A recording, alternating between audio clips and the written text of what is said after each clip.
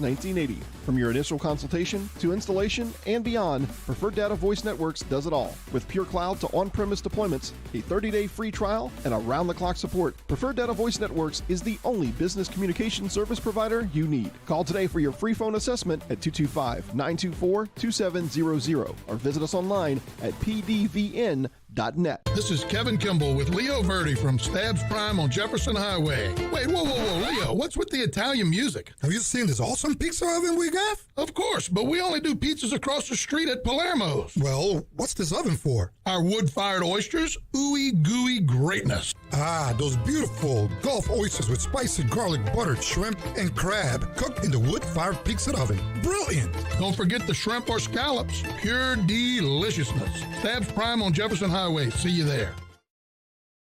Dumpsters, they all look the same, and trash all smells the same. But the company that brings the dumpster to you to collect your residential or construction debris, well, they are not all the same. Southern Roll-Off stands above the rest because of their service to you. Call and tell them what you need, and the price you get on the phone will be the rate that you pay. There are no hidden fees after the fact based on weight, and that's the Southern Roll-Off difference. Nobody can beat their service. They have a 5-star rating on Google to show for it. Southern Roll-Off. Call 238-8000 or visit southernrolloff.com. 225-238-8000. LWCC is Louisiana Loyal. It's more than a tagline. It's a movement to celebrate and elevate Louisiana. We do this by supporting 20,000 Louisiana businesses and their workers and launching innovative new initiatives. But we cannot do this work alone. We hope you would join us in celebrating our great state and elevating Louisiana's position in America. Together, we can be Louisiana Loyal. Learn more at lwcc.com/Louisiana Loyal. Hey, assistant. So what is the DEMCO Scholarship Program? DEMCO, your Touchstone Energy Cooperative, awards one-year scholarships for each of 2 consecutive semesters to member students. This happens at the annual membership meeting each May. Students must attend or plan to attend a Louisiana college or university. Wow, that's great. Can I enter? For eligibility requirements, visit demco.org. When is the deadline? Entries are due by May 8th. Insurance companies often discourage people from getting an attorney. If I can't get you more, even after our fee, then you owe us nothing, not even our costs. I'm Spencer Callahan. I'd like to help. Spencer Callahan is the one to see. Call 387-2323. LA 21-12670. Offices in Baton Rouge. WNXX, Jackson, KNXX, Donaldsonville, and WDGL HD2 Baton Rouge. This hour brought to you by Spencer Callahan Injury Lawyers. LA 21-12681. Offices in Baton Rouge. Hannytime. Hannytime. A daily look at sports from our resident historian. Your sports break during your lunch break. Live from the Mercedes-Benz of Baton Rouge studios. Here's Charles Handegriff. Hey, good afternoon. Welcome to Hannytime, 104.5 ESPN Baton Rouge. Charles Handegriff, Mario Jerez, Jacob Beck here with you. Thank you for making us a little part of your day. Gordy Rush here with us in about 15 minutes. He was on the sideline for the LSU spring football game. We got some stuff from Brian Kelly. Watched the game. Got some thoughts on that I'll share with you in a little bit. Spring games are tough. You know, you don't have all of the guys that you lost from last year's team, and you don't have all of the guys that you're going to have from next year's team. And you can look at certain things and you can kind of pick some things out, but by the time we get to August, and certainly when we get into September, this will be a fleeting memory. Mario, what do you remember about last year's spring game? Miles Brennan doing the gritty, and it wasn't very good. Was he still here in spring? You remember more than me. You know what I remember about last year's spring game? That they had one. There you go. That's about it. But we like to talk about what we've seen so far. It's just not that they are inconsequential. They serve a purpose, but careful the long range ramifications of spring games, because usually there aren't all that many from the game itself, not from spring practice. Spring practice is not useless, but at some point you do have to tell your Matt Mauck story about him throwing 5 interceptions in the spring game, and well, it turned out pretty well for Matt Mauck. So we get to LSU spring football here in the next segment. Baseball, with their first SEC sweep of the weekend, had a little bit of everything for LSU. I think that this weekend probably went about as well as you could hope for an LSU weekend. You're going up to play the last place team in the league, okay? Ole Miss has got national championship hangover and injury problems. When you lose your number one guy at the beginning of the season, you're trying to work him back in at the end of April. This is by definition the year after hangover. So that's fine. LSU is trying to win a national championship this year. So you go up on the road in the SEC, and what do you want to accomplish? Well, you want to win all three games. You got a team that's wounded. You got a team that you have an upper hand on. You want to win all three games. Well, they won all three games. You would like to see the continued progression of some of the guys in your bullpen. Okay, that's what they were talking about was, can they count on Griffin Herring? 3 innings saved, does not give up a run, does not give up a hit, excuse me.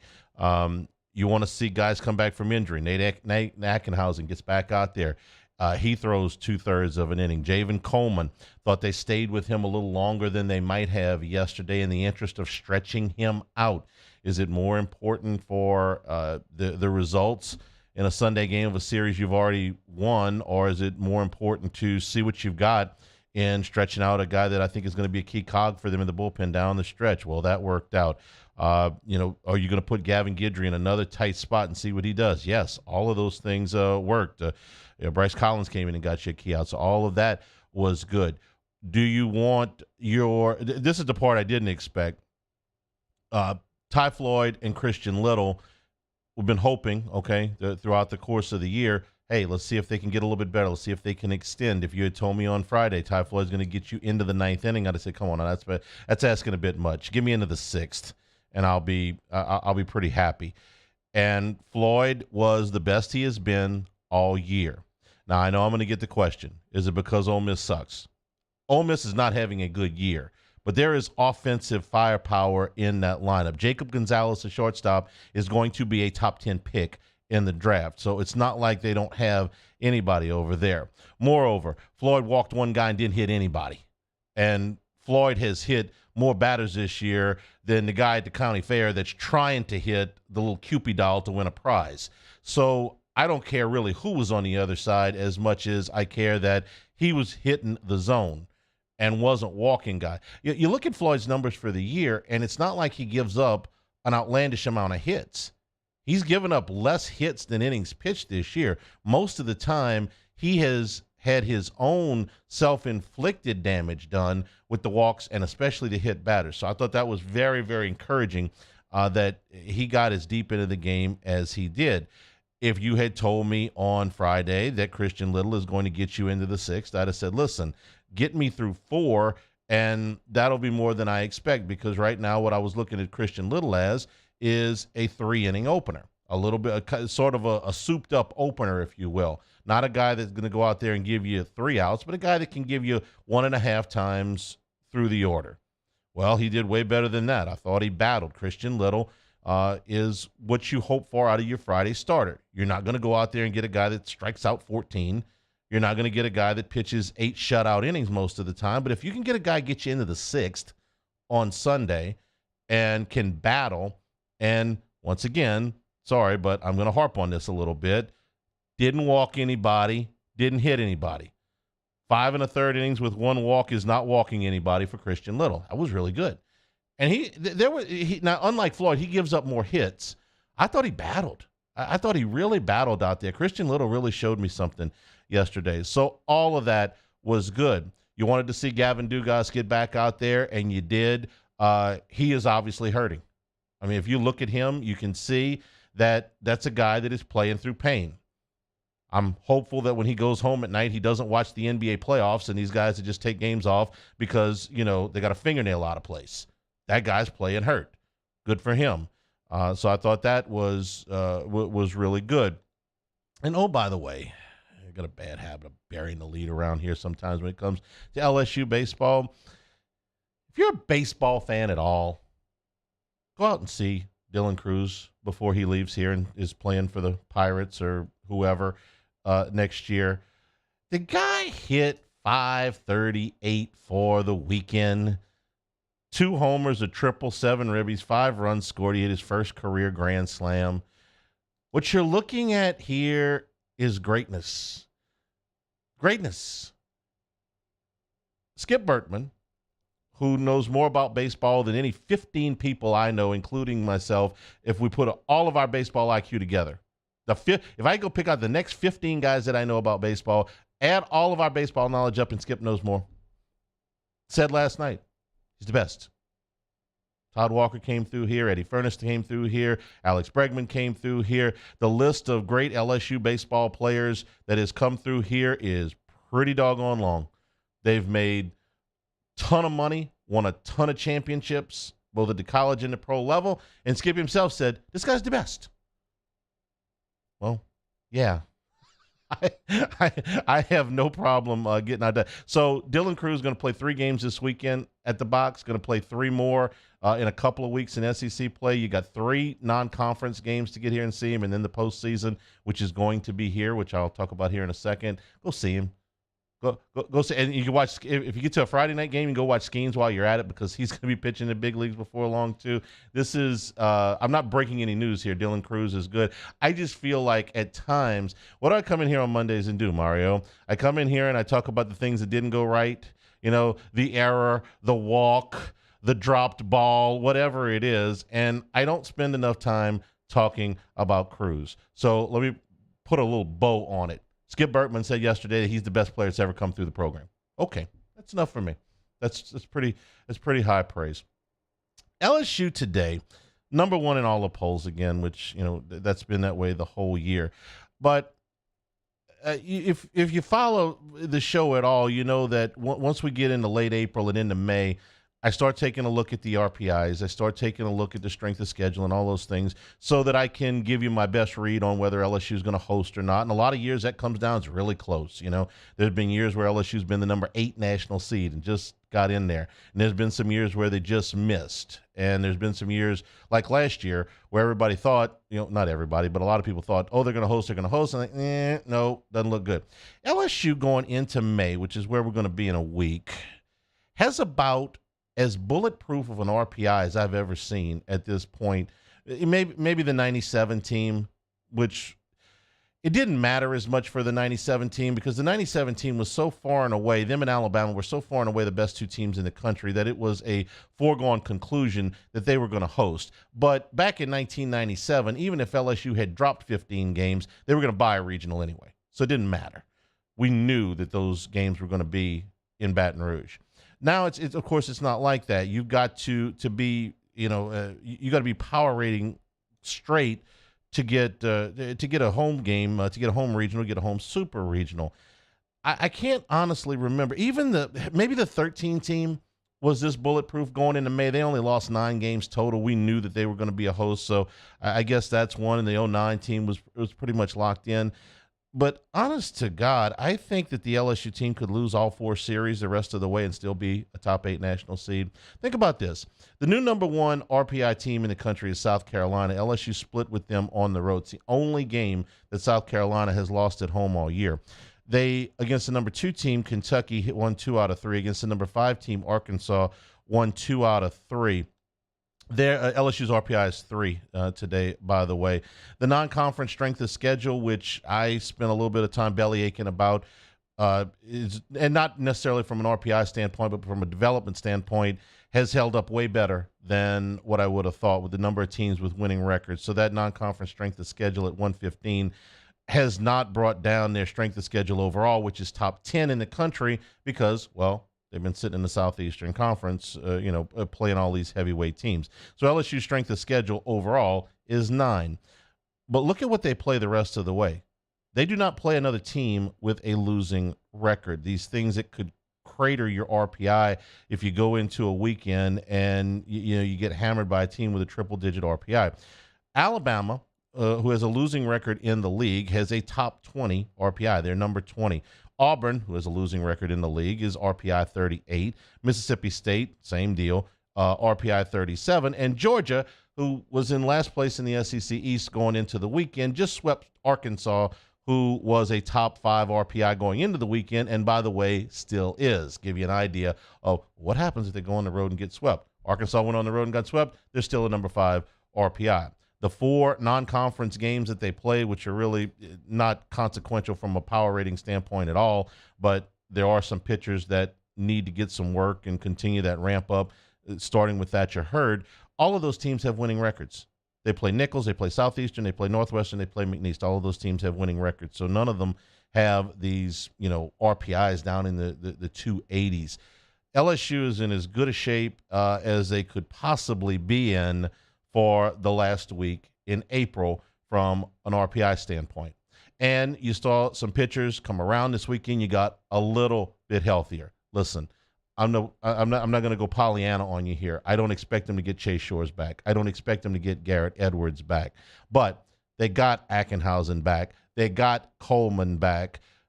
2 freshmen are really stepping up in Herring and Guidry. All of that's a big deal. Dugas's injury is not serious. White was pulled out of the game yesterday. My understanding is that we'll hear from Jay Johnson, I think, in about a half an hour. My understanding is that was nothing serious at all from an injury standpoint. So all of that is good. Paxton Kling is back running again. So maybe they will get him back at some point. Maybe we'll get an update on that today. Brady Neal, same thing. Not ready to play just yet, but they'll be able to bring him back in. So all of that is good. And I buried the lead again because LSU hit a 3-run home run with 2 strikes on the batter and 2 on, down 2 runs in the 9th inning on the road in the SEC. And Hayden Travinski, who hadn't homered all year, homered yesterday. That's kind of a big deal, right? I mean, that's a pretty good spot for your first home run for your 3rd-string catcher who, got the opportunity to start a game for the first time on Saturday. Guy could have transferred. Guy who could have sulked. Guy could have not been ready with it. 3-run bomb. See, that's what every one of the championship teams that has come through here, you got to have a lot of stuff. You got to have the great talent up at the top, which they have. There's been some greatly talented teams here that didn't win. Not because everybody wasn't all in, but you made an error at the wrong time. You ran into a hot pitcher. Something happened. But every one of them, great talent at the top, but they've also had those program players that come in and mean so much. Where would this team be without Gavin Dugas? And Dugas could have left. There were other teams that would have said, you know what? You're our starter from day one. You want to play in the outfield? You want to play in the infield? Play wherever you want. Come on over. We'll even kick in some NIL money. No, I'm staying here. And he's been as important a part of this team as any. Cade Beloso. If Cade Beloso had said either, you know what, I'm going to transfer for my last year, or it said, you know what, I'm kind of done with baseball, I would have understood. I'd have said, you know what, man, you had some unfortunate injuries, didn't work out for you, best of luck moving forward. No, that kid stays in the program, and he's a starter. He's important to what they do. And Travinski, same thing. Man, I'm done. I'm out. Quit. There's no spot for me. They're bringing in this hotshot catcher that should have been a 2nd-round pick, but he's coming to college. The starter from 2 years ago missed most of last year. He's coming back. Man, when am I going to play? I'm out. I'll go do something else. No, he's stuck around. He's been a guy that they've just plugged in at very, very few opportunities. Just not a lot of chances for him to play. But yesterday, he had a chance to play, and he ran one out of the yard. They won the game. That's what championship teams look like. They have guys like Hayden Travinski. Nice job, young man. That was a lot of fun yesterday. Take a break. We'll talk some LSU spring football when we return with Gordy Rush. It's Hannytime, 104.5 ESPN Baton Rouge. In times of need, get a full list of phone numbers, websites, and other important emergency information on the Demco Stormwatch page at 1045ESPN.com.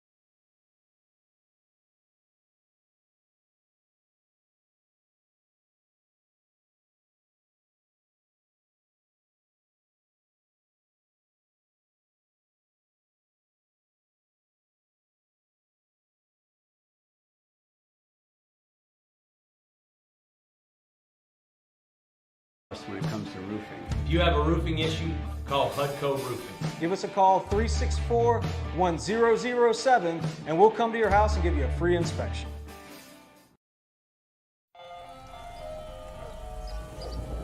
Hey there, little buddy. What's the matter?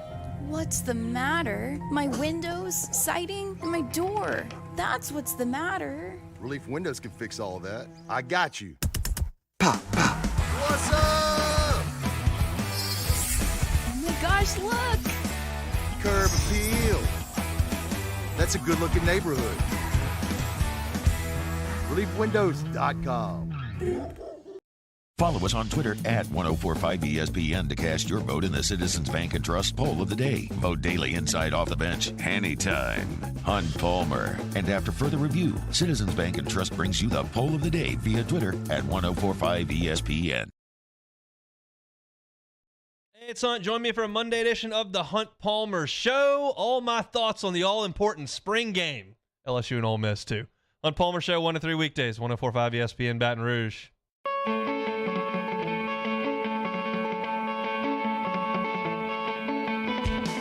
This is Hannytime with Charles Hannegriff on 1045 ESPN Baton Rouge.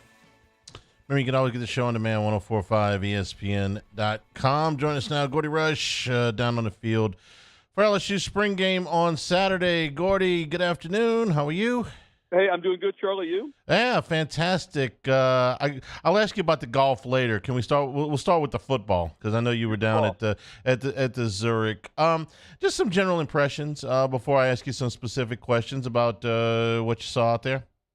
Well, I thought they put on a fantastic show considering how low they were on numbers and players, and it was a condensed scrimmage. It was an hour 20 of practice, and then 40 minutes of scrimmaging, and the offense was sharp. I mean, both quarterbacks looked sharp. I thought Daniels did a nice job of pushing the ball down the field, and he also did a nice job a couple times going through his progressions and staying in the pocket, standing tall, and delivering the football. And, Garrett had a clean game. He made some big throws as well. So, I mean, definitely it was a good show, and it's a good way to get out of what's not always a fun situation, that being a spring game. I liked what I saw with the underneath stuff. I didn't expect him to see him push the ball down the field a ton. There's only so much you can do here. And the play to Lacey was great, got the crowd going early. But I liked a little bit of the check down stuff that I saw Daniels do. Maybe I'm blowing it up a little bit, but I thought it was good. Yeah. No, and I think those are things you wanted to see. And you and I on your handicast talked about, one of the things I liked about the SEC championship was he was hurt and obviously couldn't run, but it forced him to stand tall in the pocket and go through the progressions. And there were times last year when he took off prematurely without giving the play a chance to develop. And, I think you'd like to see him take less hits this year and be more patient in the pocket. Also thought it was an opportunity for them to work a little bit more on the passing game because they didn't run the ball much on Saturday. I know their numbers are down at running back. So we didn't see a whole lot of smash mouth in there, but I thought it gave him a chance to work on the passing game a little bit. Yeah, two scholarship tailbacks, and you were thin at offensive line. So it was going to be a passing game. On the flip side, you had a lot of new bodies back there in the secondary you want to get a look at. And, some of them had some bumps, and that was to be expected. They only played, I think I saw 3 coverages. They played quarters. They played 3 deep and played a little bit, looked like man-free. But so it was elementary back there, but you wanted to get some film, see where you're at. Yeah, well, where they're at is they need to tackle better, but I'll get to that in a second. On the offensive line, I really liked what I saw out of Marlon Martinez, and I was kind of focused in on him because I think that's probably the biggest position battle going into the fall. Gordy, what I saw was a lot of clean snaps. I see a very big man in there that's been in the program a long time, that's been waiting his turn, and I see a lot of clean execution out of him. Again, I don't want to make too much out of this, but I like what I see out of him. Yeah, he finished the rest of the season. Played very well. And let's go back to what Brian Kelly, he's talked about it throughout. He talked about it last year throughout the season. He gets to the second half. He wants to be able to run the football. You remember the Mississippi State game, the Ole Miss game? They played keep away the majority of the second half, especially the fourth quarter of those games. And Martinez is a little bit bigger body than Thomas. So I expect that to go in the fall camp, and that'll be a good competition. This may be kind of an out there thought, but I'll run it by you. They do not have what I would call a big physical blocking tight end on the roster at this point. Now, there's still transfer portal time and all that stuff. Right. Any chance that one of these backup offensive linemen can pull the old Josh Dorosic role? That listen, here's a chance for an offensive lineman to get in these goal line sets, these short yardage sets, and be a valuable contributor. And I'm kind of looking at Charles Turner because I kind of think that Martinez is going to end up beating him out and going, you know what? Let's not waste a lot of experience here. They need a blocking tight end. Maybe there's a dual role, or am I just kind of out there with that? I don't think anything's off the table. We'll start learning Coach Kelly and Coach Denbrock. And what we do know at Cincinnati, they ran a lot of 12 personnel, ran some of that at Notre Dame. They want to be physical. They want to run the ball. They've got some tight ends still coming in. And, again, I think the good thing about spring ending where it did, you still have to the 30th in the transfer portal to address some things that you feel like you still need. So I will see if they feel like they need a tight end. We'll see. So I've been bullish, and I've been bullish, since the bowl game on if there's a potential out there to find a running back that maybe is a little bit better than what you have, and especially with John Emery's situation that's still really undecided. But, Texas A&M, Arkansas, towards the end of the season, I thought they did a great job of really scheming LSU well. And what they did is they set their outside linebackers, their nickel strong safety a little bit wider. And they were basically going with reduced numbers inside the tackle box because they felt like those wide defenders and then the secondary could collapse on the running back if it was an inside run, because there was no one, I think, was an A back, right? A plus back. Yeah. LSU's got some good backs. So is that type of person available? Who knows in this day and age of the transfer portal? But for me, I certainly would be, I'd be in the market at least looking. Thought there was more to see on the defensive side, to be honest with you. And I'll tell you, the guy that I came away really impressed with just a little bit that I saw on Saturday is LaTerrence Welch. I thought there was at least twice, probably three times, where I thought he played perfect technique. He's turning around. He's looking for the ball. He's forcing the defender to the boundary. He's got a hand up. He's knocking balls away, or he's at least, providing some interference there. And not pass interference to the guy catching the ball. I thought he looked like a guy who's ready to play as a starting corner in the SEC, at least from that hour I saw him on Saturday. Yeah, I agree with you. He obviously was part of the team last year. Knows the drill, knows the defenses. I thought he played very well. Like it's a small sample. J.K. Johnson just got out there late in spring camp. When I saw the scrimmages I saw, he was working over with Deuce Chestnut, who did not play this spring, the two-time All-ACC player from Syracuse. That's definitely one of the top three storylines, top three questions, I think, to be answered. What cornerback's going to emerge coming out of fall camp? Another guy who I noticed out there was Braden Swinson, the defensive end from Oregon who transferred in. If you're looking for somebody to apply outside pressure, I noticed him a few times, Gordy. I thought he made a nice impression. Yeah, look, they've got guys that look the part, and I referred to him because I butchered the heck of it on the broadcast. Oki O from Texas, and Jackson Howard have made a play. Good-looking freshman. He's 6'4", and real tall range, lanky, and then Womack didn't go through. He sat out. He didn't play. They've got bodies there, so I'm interested to see, one, who emerges from that group, and two, what happens in these third down sub packages when you got the feeling they're going to move Perkins all over the place. Third down, you got to imagine Perkins is going to come off the edge. Who's going to be a part of that equation? You got Savion Jones on the, on one side that returns. You have all these new faces. Who's going to be able to step back and step up, and what does that package look like on third and long?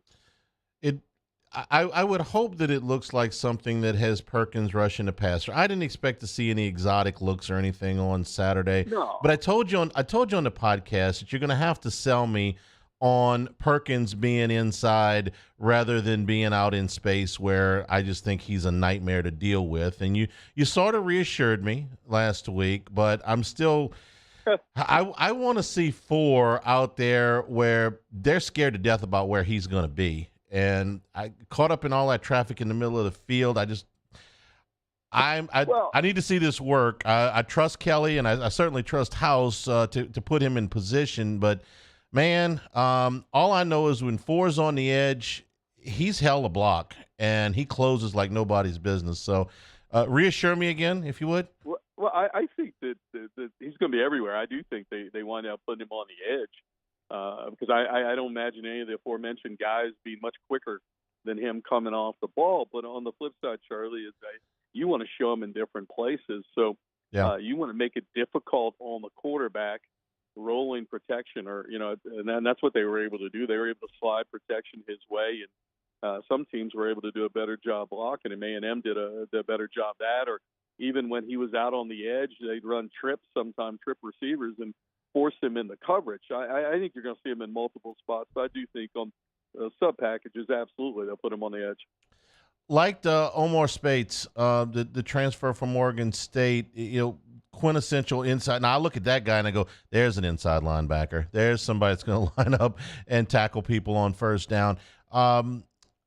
He reminds me a little bit of Joe Wesley. Everybody remembers Joe Wesley was a really, really solid player for LSU. What did you think of Spates? Wow, I mean, Spates looks the part. I'm trying to think of, body type. He's not as tall, but Eric Hill. Really filled out. To me, looks like a first and second down NFL linebacker, right? Just a physical specimen out there. So, yeah, he's been impressive. And the idea of having him next to Perkins, I think, is fantastic. Then you got Penn that you can rotate through. And in the younger weeks, he's impressed. He's long and made a great pick six and is athletic. So they've got some bodies there at linebacker. Weeks, I'm going to make this prediction. Gordy, you were a special teams ace. I'm going to predict that the first hit of the 2023 season for an LSU Tiger will be made or absorbed by Whit Weeks, because whether they kick off and he's in the coverage, or they kick off to him and he's in the protection, he looks like a guy that is going to go out there and be a special teams ace from the beginning. And then they're going to find other things to do with him. That was a really athletic play he made on that ball. Yeah, he's got great range. I saw a pass drop segment. They were individual pass drop segment they were doing on one Saturday morning during fall camp, and he really jumped off. You're watching Perkins, and Spates is a big guy, moves well.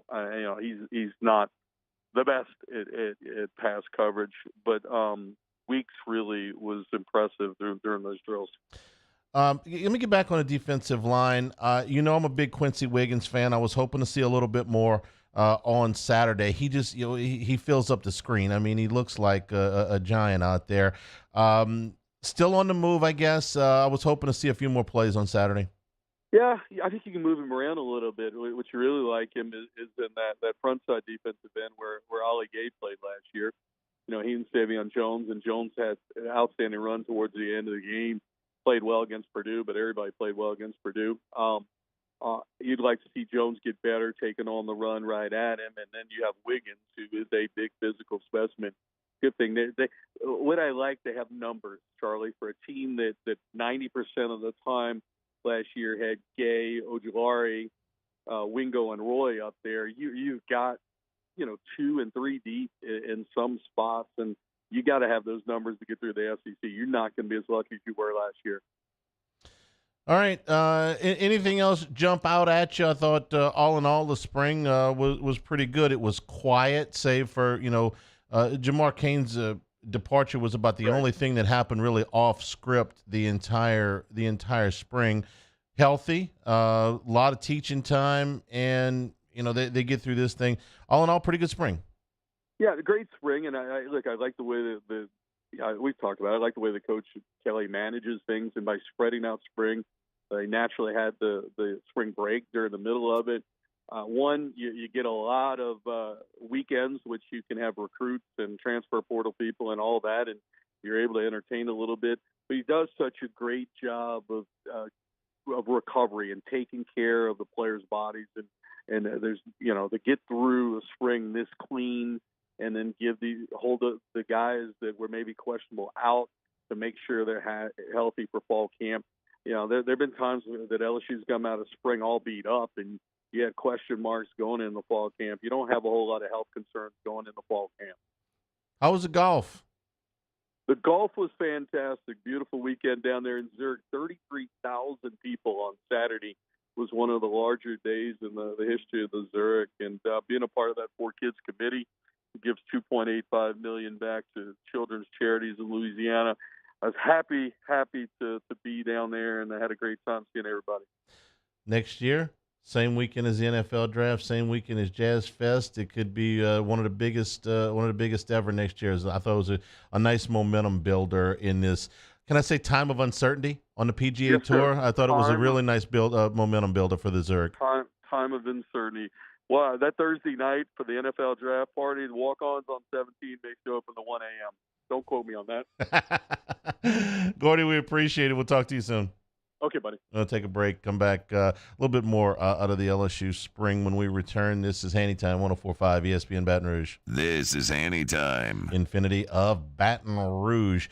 Ready to buy your vehicle right off the street right now. It takes less than 15 minutes to get a quote on what your vehicle is worth, and after that, you'll have a decision whether you want to sell it for cash, trade in on another vehicle, or it doesn't cost anything. You can get the quote with no pressure to buy and just and move on from there. But if you get into the certified pre-owned program, you'll find out what we have found out through multiple vehicle purchases over the years, which is, man, there's a lot of benefits to this. When you don't have to worry about that first year of maintenance, when you've got roadside assistance, when you've got a courtesy car waiting for you, when you bring your vehicle in to be serviced, those things are just, I think, I don't even call them perks. I just call them invaluable services that you get as a part of your package. Because I know when I get into the certified pre-owned program, they're going to get a vehicle that's set for me, my price, my mileage range, my age range, and I know it's been through such a rigorous inspection that they're willing to back it with a 100,000-mile warranty. So that's why our house, we're going back time and time again to Acura and Infinity of Baton Rouge. Our listeners fire off their opinions on the jimsfirearms.net hotline at 499-1045. Keep listening for your next chance to shoot us your thoughts with the jimsfirearms.net hotline on 104.5 ESPN Baton Rouge.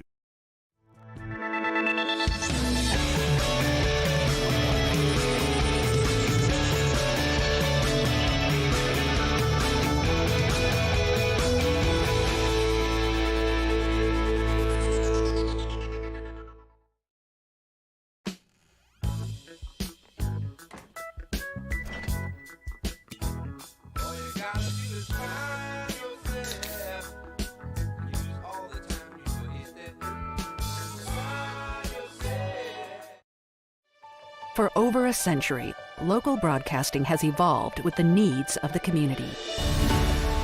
We move past the stigmas of opinion journalism and bring the most relevant news online, on air, and on the go. You have trusted us with your news, sports, weather, and entertainment. Trust us to keep moving with you.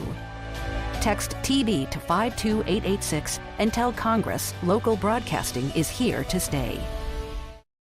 Hey, what's up, y'all? It's that time again. It's heating up. Your boat's getting ready to come out and spend all summer on the water. It's time to take your boat to the next level with front-to-back boat service, where if you want an incredible custom speaker install, it's going to blow people away in the water, that's there for you. You want an HD sonar where you can see the fish under the water before you cast, beat all your friends, that's there for you at front-to-back boat service. So don't put it off. We got the parts in right now. Get them now before they go back on back order. Front-to-back boat service. Gulf Coast Office Products is a nationally recognized Savin office equipment dealer based right here in Louisiana. Over 100 employees strong, Gulf Coast has the boots on the ground to support all vertical markets, from education, engineering, legal, and finance. With the latest in office technology, from desktop to production segment units, Gulf Coast and Savin have the perfect fit for you. Call 225-756-2644. That's 756-2644 for Gulf Coast Office Products. I've been doing business with Luber for 25 years. They're dependable, trustworthy. It's just the attention to detail with our clients. Our folks have years and years of experience. They're highly trained professionals. But many companies have that asset. What I'd like to think makes Luba a bit different is that we use those talents in a way that truly is dedicated to serving the needs of the folks who depend on us.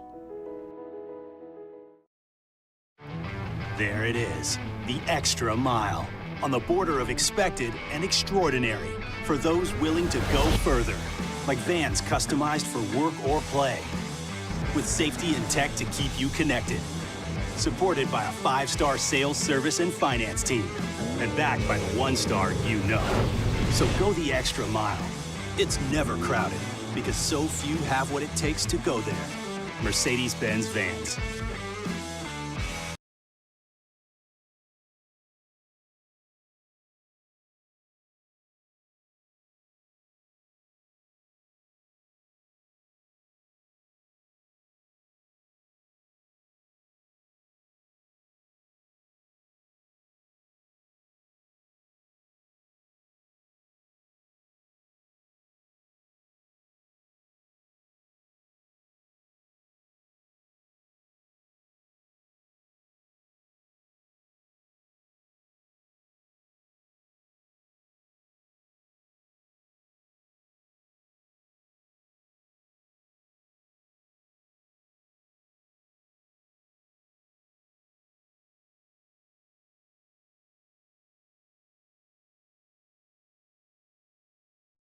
Jimmy Ott and Charles Hanniger for the Monday edition of Game Time. We're live at Finbom on Burbank and Lee, right next to Rouse's.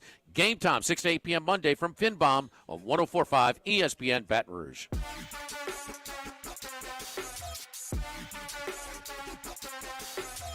This is Hannytime with Charles Hanniger on 104.5 ESPN Baton Rouge. Our Baseball at the Box podcast is posted now, presented by Napa Auto Parts. Napa, get up and go. Dan Canavera and I on the LSU Ole Miss sweep over the weekend. All right, you heard what Gordy had to say about the spring game. Some of my thoughts as well. This is Brian Kelly. A couple I want to run through here following the spring game. First of all, I'll start off, give me talking about the quarterbacks. Number 2. I thought the quarterback was, and Daniels was very efficient. Played very well. I thought Garrett Nussmeier equally as efficient, and at times doesn't have the same protection that Jaden does. And given those circumstances, you can make the case that he was equally, if not better, in some instances. So pleased with the quarterbacks. Thought it was fine. The check downs, it's fine. Well, you want to see? I want to see check downs. Why? Because they didn't always do that a whole lot.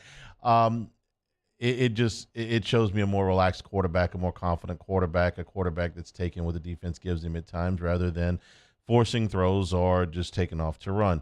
It's also a lot easier to do that in the spring game when you know you're not going to get hit. So I thought the quarterbacks and stuff was fine.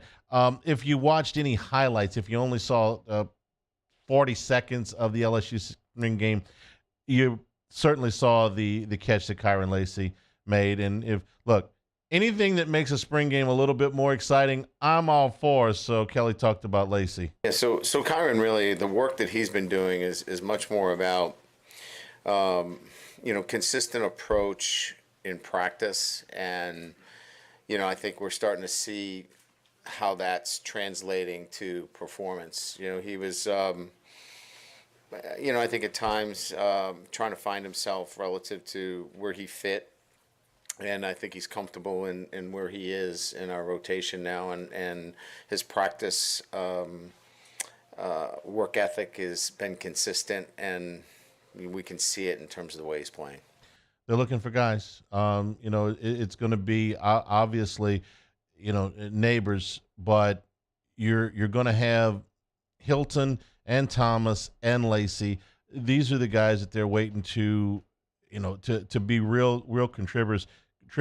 Ibieta, had a real nice catch and run in the second half there. And, of course, Sheldon Sampson, when he gets here in the fall, is, a guy that you can possibly count on. So receivers they got.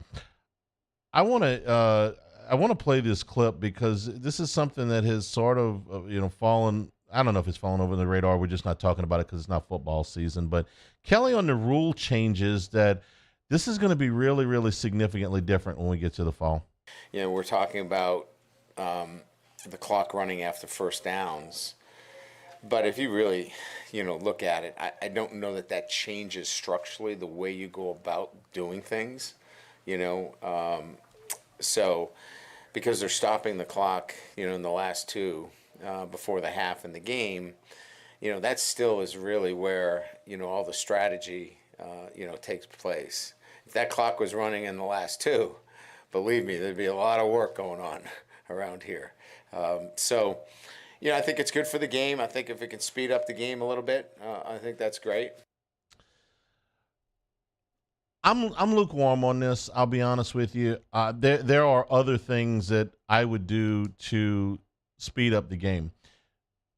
I don't know that the college football game needs to be sped up the way that the the Major League Baseball game needed to be sped up.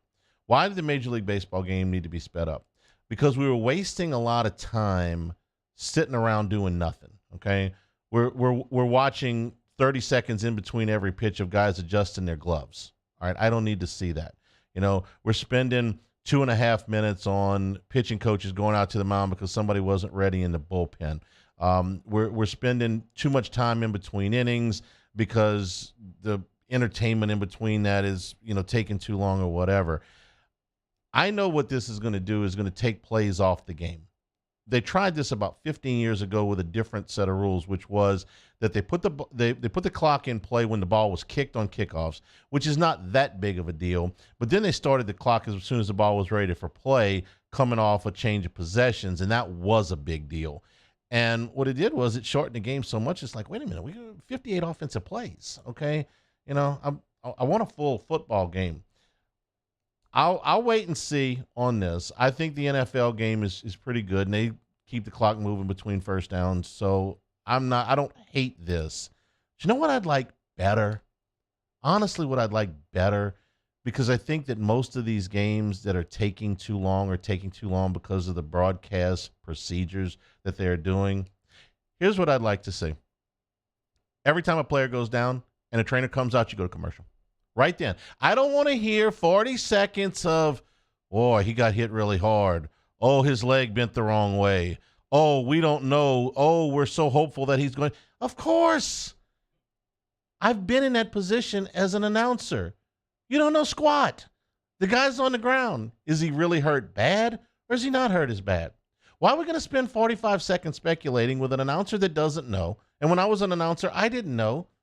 Nobody knows. The trainer's going out there. The trainer doesn't know. So why are we standing there speculating for a minute and a half before they go to commercial? You just did that. And I promise you, this would go a lot faster. Okay? The game would be into a window. Here's another thing. You are, as a broadcast network, I'm in the business, man. I understand. Advertising is important. We got to pay the bills around here. I get it. Okay? You get 3 minutes. You don't get 3 minutes and 45 seconds at CBS, okay? I don't need to know about Murder, She Wrote, what time it comes on. You want to do that? You do that in between plays. You got 3 minutes, okay? At 3 minutes and 1 second, we're playing football again. Start the play clock. Just be a little bit more efficient. And don't tell me CBS can't do it. They do it on Sundays. So I'm a little lukewarm on this right now. I may end up loving it. I may end up hating it. I would like to see games not go for 3 hours and 50 minutes. And you know what? When they're not on CBS, they usually do. What's the last game of the season, Mario? What's the last game CBS has got in the SEC? In the SEC? Yeah. Couldn't tell you. SEC championship game, right? Oh, duh. Yeah, SEC title game. We're throwing a party after that. We're throwing a party. As soon as I don't care if LSU's in it or not. If LSU's in it, I guess I'm going to have to work after the game. We're throwing a party anyway. You thought. Okay? We put CBS, ABC, ESPN, Fox alongside. Who's dragging down the game? CBS. Been doing it for many, many years. Will not be doing it after this year. Where's our program director? Let's budget for this, okay? Maybe we can get it sold. Maybe we can make it, Maybe we can make a real party out of this. It used to, what they write that book, Death to the BCS, Death to the SEC on CBS. Ooh, it rhymes too. Yeah, I worked on this a little bit. We'll take a break, come back and wrap things up here. Hannytime, 104.5 ESPN Baton Rouge. This is Hannytime. Big Mike's with live ball crawfish every day. They come out at 11 o'clock, and boy, we're into that part of the season now where they are big and they are seasoned properly. But today, it is a Monday, so if ball shrimp or more, what you're looking for, get all-you-can-eat ball shrimp at Big Mike's in Denham Springs starting at 5 o'clock. You know, my mom called me this weekend. She's like, there's Big Mike's on TV right now. They were showing the old bar rescue episode that Big Mike's and them had endured after the flood in 2016. A lot of the things that they put in out there, they're still in place 7 years later. Happy hour drink specials from 3 until 7, Monday through Friday, and on Sundays from 11 until 7. Off-site catering available. And for your private events, multiple size party rooms at Big Mike's. So whether you're watching the baseball, the basketball, the golf, the NASCAR on the weekends with live music and great sports and great atmosphere on Aspen Boulevard in Denham Springs, it's Big Mike's. We're kind of a big deal. In times of need, get a full list of phone numbers, websites, and other important emergency information on the Demco Stormwatch page at 1045ESPN.com. I drove myself to the ER, had heart surgery, and drove myself home 24 hours later, feeling fine. Starting running again after the procedure, I'm getting excited thinking about it. I had no pain, nothing. I felt great.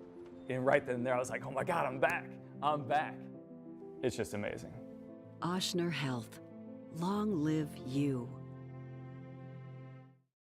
Not only did she tell us, but this young lady, stand up.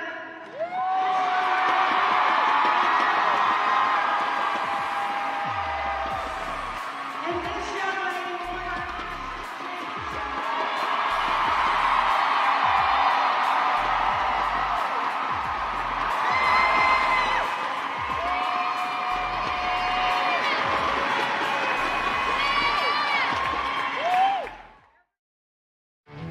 There it is, the extra mile, on the border of expected and extraordinary, for those willing to go further, like vans customized for work or play, with safety and tech to keep you connected, supported by a 5-star sales, service, and finance team, and backed by the 1-star you know.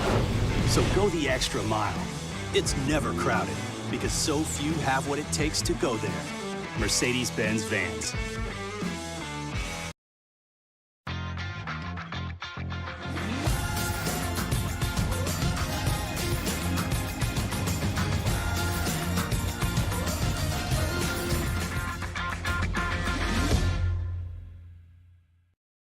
Hey, it's Matt Musso. Join me Monday through Friday for your daily update on LSU baseball with Musso at the Box, presented by New Orleans Flooring, wherever you get your podcast, Apple, Spotify, Google, and check out New Orleans Flooring. 2 locations, Metairie and Prairieville, or NOLAFlooring.com.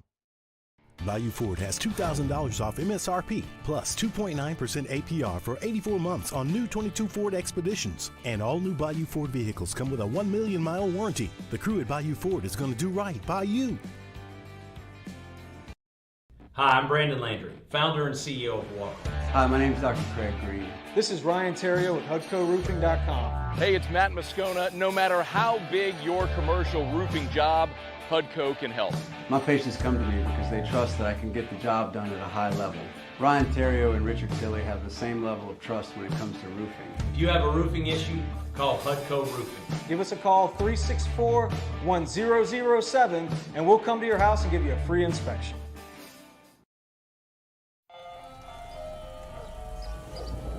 Hey there, little buddy. What's the matter? What's the matter? My windows, siding, and my door. That's what's the matter. Relief Windows can fix all that. I got you. Pop, pop. What's up? Oh my gosh, look! Curb appeal. That's a good-looking neighborhood. ReliefWindows.com. Hey, what's up, y'all? It's that time again. It's heating up. Your boat's getting ready to come out and spend all summer on the water. It's time to take your boat to the next level with front-to-back boat service, where if you want an incredible custom speaker install, it's going to blow people away in the water, that's there for you. You want an HD sonar where you can see the fish under the water before you cast, beat all your friends, that's there for you at front-to-back boat service. So don't put it off. We got the parts in right now. Get them now before they go back on back order. Front-to-back boat service. All right, let's say ah.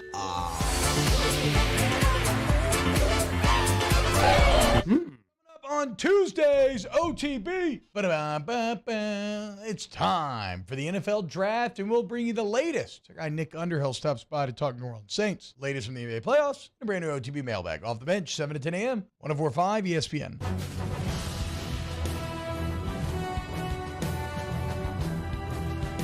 Join us this Thursday, April 27th at 7 p.m. for the Rouse's ESPN Baton Rouge Draft Party, live from Don Juan Cigar Bar and exclusively on the 104.5 ESPN YouTube channel. Our team will break down all the picks, trades, and moves inside one of the biggest nights in sports. Come out to the Rouse's ESPN Baton Rouge Draft Party, April 27th at 7 p.m. live from Don Juan Cigar Bar, or watch on the 104.5 ESPN YouTube channel. This is Hannytime with Charles Hanagriff on 104.5 ESPN Baton Rouge.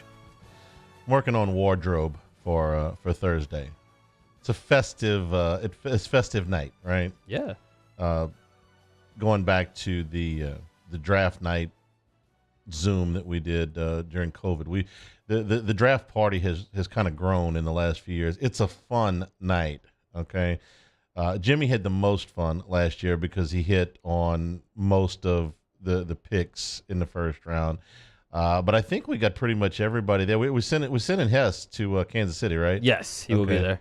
All right, so we got Hess in Kansas City. I think everybody else is going to be there. We're going to do the show and then head over to Don Juan's, probably the latter part of the top 10.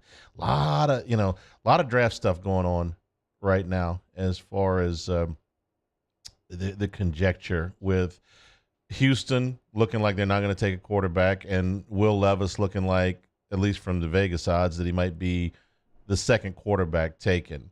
There's a lot of some drafts. It's like, okay, look, we got the first 3, we got the first 4, the first 5. This year, I think we got the first 1. And after Bryce Young goes to Carolina, I think everything is in play at that point. Houston could take a defensive lineman. They could take Anderson. They could take Wilson. They could trade out of that pick. Arizona definitely wants to trade out of their pick at number 3. The Colts need a quarterback. The Titans need a quarterback. The Raiders are probably out of the quarterback market. All of that stuff is going on. About the only thing we don't have in the first round, I don't think we're going to have an LSU guy go in the first round this year. And over the last 20 years, I think it's only happened maybe 3 times since maybe 2003 national championship season. I'm doing this out of my head. I think there's only been like 3 drafts where they haven't had someone in the first round. Probably not going to have that, but everything else is in play. Some real range on guys like Bijan Robinson and Jackson Smith and Jigba and others that could really go 10, 12, 15 spots from where we think we know. That's what the fun of the NFL draft is. One of my favorite nights of the year. That's this Thursday. We'll be out for the draft party. Thanks to everybody for participating. For Mario and Jacob, I'm Charles Hanniger saying thank you and good afternoon. Stay tuned for Hunt Palmer on 104.5 ESPN Baton Rouge. Follow us on Twitter at 1045 ESPN to cast your vote in the Citizens Bank and Trust poll of the day. Vote daily inside Off the Bench, Hannytime, Hunt Palmer, and after